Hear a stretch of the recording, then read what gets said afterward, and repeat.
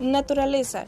La palabra naturaleza se ha definido como esencia, mecanismo, espíritu, contexto físico, reflexión y metafísica, entre otros. La naturaleza, como la realidad física y humana, está sometido a ciertos cambios.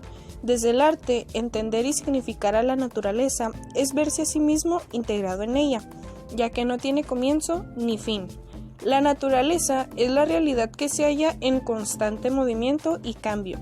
El ser humano es inmerso en ella, percibe las cosas físicas que le dan experiencias sensibles, ya sea visual, auditiva o táctil. Cultura. El hombre crea su mundo cultural para manifestar su ingenio, razón y dejar huella en su paso por la vida. La cultura define el modo de vida de las personas, los pensamientos, las creencias, las tradiciones, las costumbres, las normas que se ha de seguir, entre otros.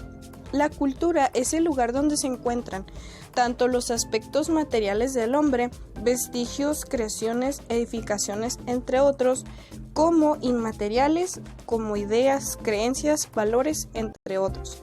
La cultura se transmite de generación en generación con sus respectivas variaciones. Lenguaje. Es un conjunto de signos y símbolos que nos sirven para comunicar nuestras ideas o sentimientos. La palabra es una representación gráfica de un sonido asociada a un significado.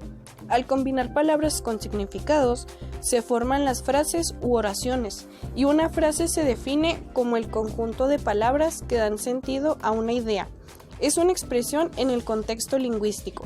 El lenguaje artístico utiliza medios específicos para comunicar y expresar de forma sublime ideas y sentimientos que provocan reflexión e interpretación.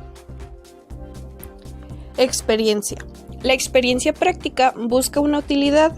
En cambio, la experiencia estética contiene una satisfacción y finalidad en sí misma, al ser un encuentro con el mundo, los objetos y los fenómenos o situaciones que producen placer o satisfacción. Placer. El término placer proviene del latín placere, que se traduce como gustar, por lo que se identifica como algo placentero a lo que produce deleite o regocijo. Conseguir un objetivo y hacer o lograr algo que agrada. El placer posee desde la experiencia sensitiva, el conocimiento, la creatividad, la plenitud, entre otros. Repulsión.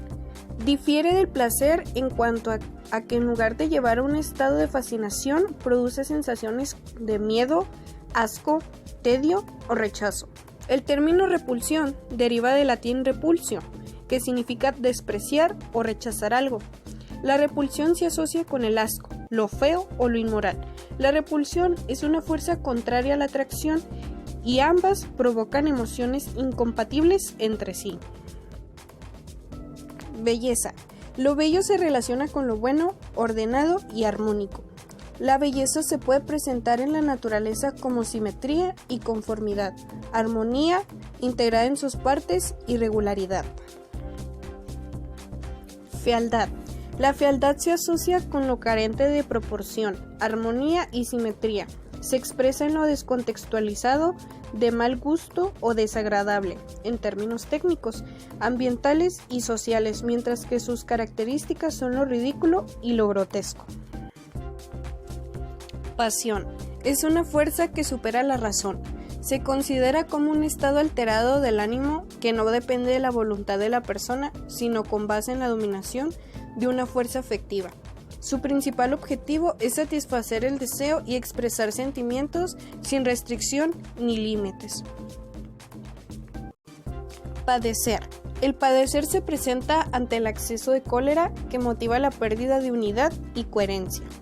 Padecer se refiere a un desorden del ánimo, sentimiento o emoción profunda e intensa hacia una persona o actividad. Catarsis. Catarsis significa purificar o purgar, concepto empleado por Aristóteles para referirse a una experiencia que purificaba las emociones del ser humano a través de un proceso natural, psicológico y biológico. La persona debe analizar desde su interior las emociones representadas en las tragedias clásicas, hacer suya cada vivencia, identificarla y liberarse de sus emociones.